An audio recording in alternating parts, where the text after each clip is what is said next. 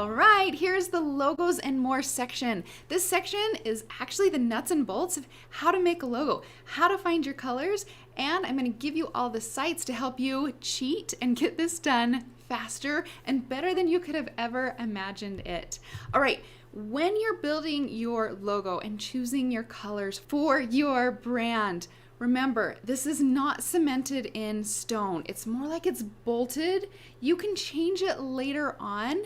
It does take some effort, but know that the color choices you use today don't have to be the color choices that you're going to use in 10 years.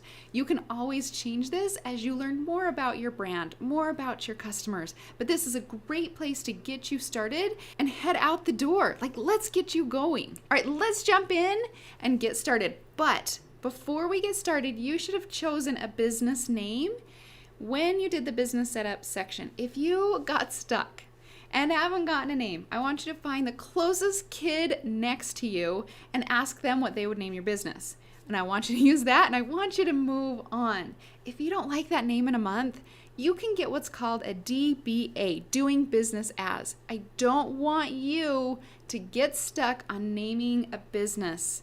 A lot of people get stuck there. Just choose one and move along. You can always change it once you dive in and get a little bit more comfortable with this.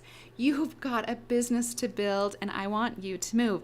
And I also want to remind you that I have changed my business names quite a few times in the beginning, and it didn't even make a difference. So if you do it, it's completely normal. Now that you have a business name, it's time to start thinking of your tagline. Taglines help you explain your business just a little bit more than your name. It helps attract more attention, and it helps people to remember what your business is all about. It's kind of like a cheat sheet on helping your customers know exactly what you do. So here's some taglines or slogans on my businesses. So on How Does She, it was women, period, sharing, period, ideas, period. And you could even make that into a sentence, right? Women sharing ideas. But we decided to break it up into 3 words. Pick your plum.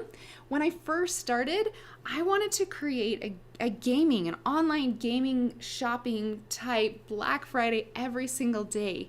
And so what I did, my tagline was get it before your neighbor. I, at this point, really didn't know what I was going to sell. I just wanted to create that excitement of they've got to get it before their neighbor does. Now, I have to tell you that at one point in my business, I had a CEO come in and they changed the tagline to Dills Picked Fresh for You. And here's a little insider thing. I always hated that tagline because it was so blah. And it was similar to what other dill sites were using. I didn't like it. It didn't stand out to me. And let's not forget, it's kind of hard to say 5 times fast or even 2 times fast. My whole team struggled on saying that. And so when I ended up selling the business, the new owners of Pick Your Plum, they hated it too. And they took it off, and I was so proud of them. So don't be afraid to add personality to it. Don't be afraid to change it when you want to. Like, this is what people love, just a little added personality to your name. Now let's jump into the 3 steps to creating a tagline or your slogan. The very first thing, I want you to just pull out a sheet of paper, and I want you just to brain dump your entire business. Go back to the branding section where you're writing how you're making people feel and the promise. Just write it all down. And remember, no one is gonna look at this, so you don't have to have anything grammatically correct, commas, capitalization, nothing. Just brain dump. Get everything out of your head onto that sheet of paper. Then I want you to go through with a pencil and start chopping stuff out and cutting it down. And then the third thing, you're going to create those things that are still left on your page.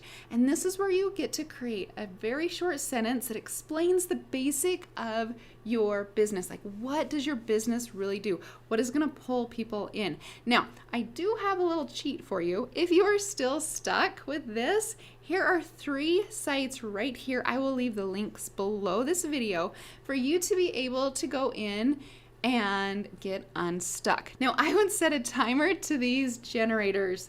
They come up with some pretty unique and downright funny and even awful slogans because they don't really understand what your business is about.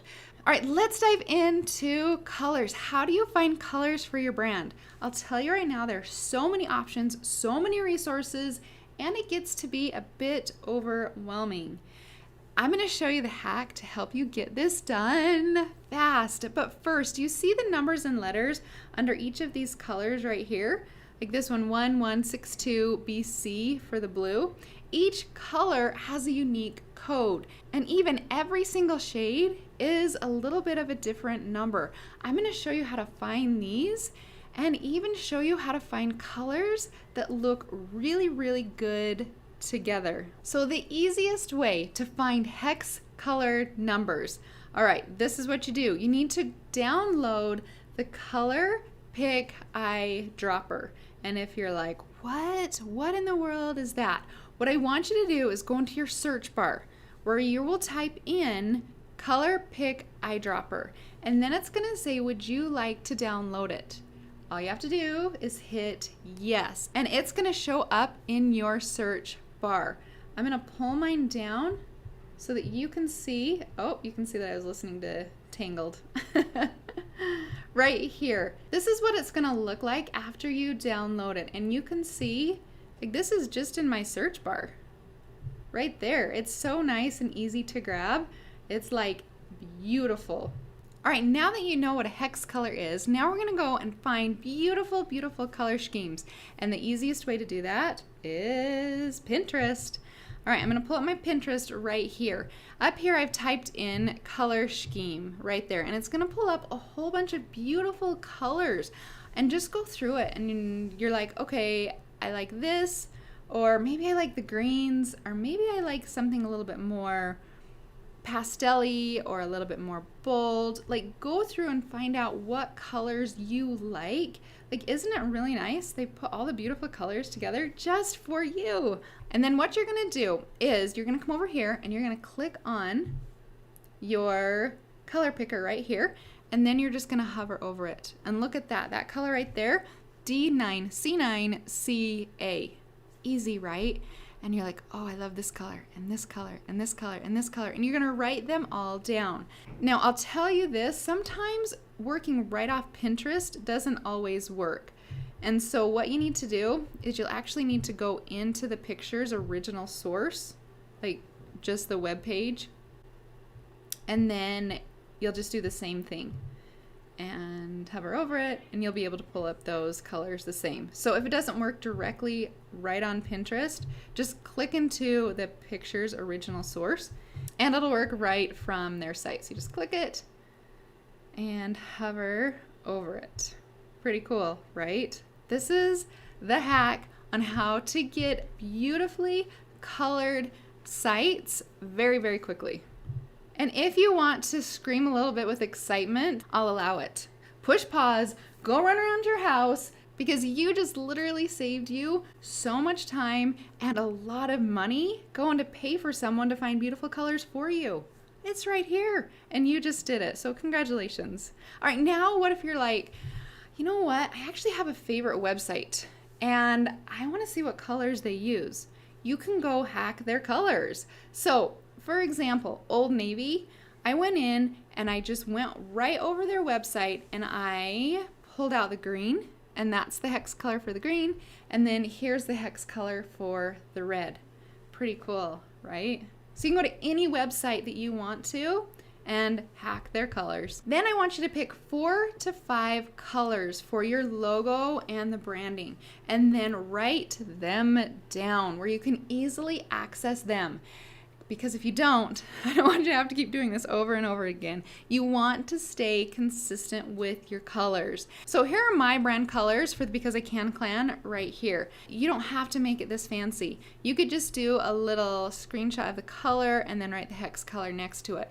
I've never used the CMKY or the RGB at this point in my business. So your hex colors will work perfectly for you. But remember, store them in an easy place for you to find them. Now that you've got all your colors, the next thing that you're going to do is you're going to go logo shopping. Yay, this is when everything starts to pull together. And I've got some options for you. If you're more of a DIY person, Canva. I highly recommend Canva. And I'll show you in the next slide how Canva works. It's only $12.99 a month. It's pretty cool. Or if you're like, I can't design anything, I can barely draw a stick figure, I would recommend 99 Designs, which they have a basic package for around $99, and you've got all these artists that will come in and you get to vote on your favorite logo. Or you can use Etsy. Etsy varies. You can get some for $5, and I've seen them clear up to $500. And then there's something called Fiverr, Fiverr.com. I got my Allison J. Prince logo for $10, and I was super happy with it. All right, so here are some Canva examples. It's canva.com. I will leave a link down below too. And this one is $12.99 a month. They do offer a 14-day trial. These are some of the designs that I was playing around with for my Towels 2 business.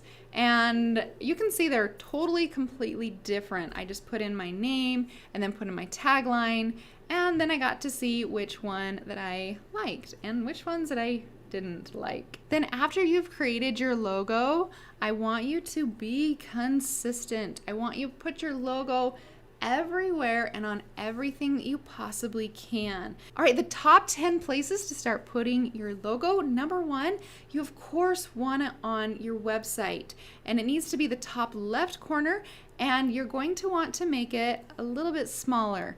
In modules further down, you're going to find out the reasoning as to why you want to make it smaller.